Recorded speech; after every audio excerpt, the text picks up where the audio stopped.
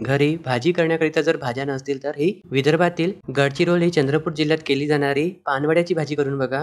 गरमागरम भाकरी बरोबर खायला खरंच खूप मजा येते. यासाठी अर्धा वाटी उडीद डाळ 4 ते 5 तास पाण्यामध्ये भिजवून घ्यायची. भिजल्यानंतर यातील पूर्ण पाणी निथळून घ्यायचं. मिक्सरच्या भांड्यामध्ये घेऊन अगोदर तशीच वाटून घ्यायची आणि त्यानंतर थोडंसं पाणी घालून पुन्हा फिरवून घ्यायची. दही वड्यांसाठी जशी डाळ वाटली जाते अगदी तशीच वाटायची आहे.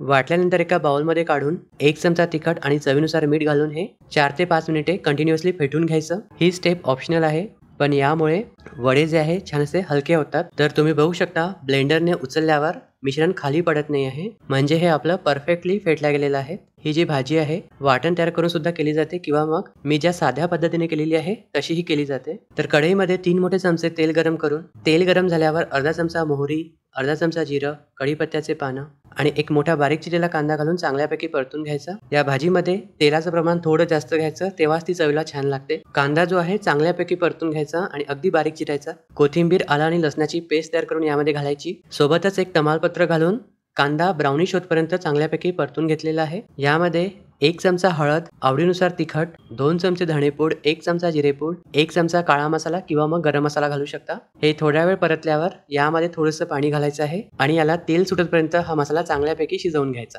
या भाजीमध्ये तिखटाचं प्रमाण मी नेहमीपेक्षा जास्त घातलेलं आहे. तेल व तिखट थोडं जास्त घालायचं, म्हणजे त्याला तरी तवंग छान येतो आणि चवही छान लागते. मसाल्याला तेल सुटलं की यामध्ये गरम पाणीच घालायचं आहे.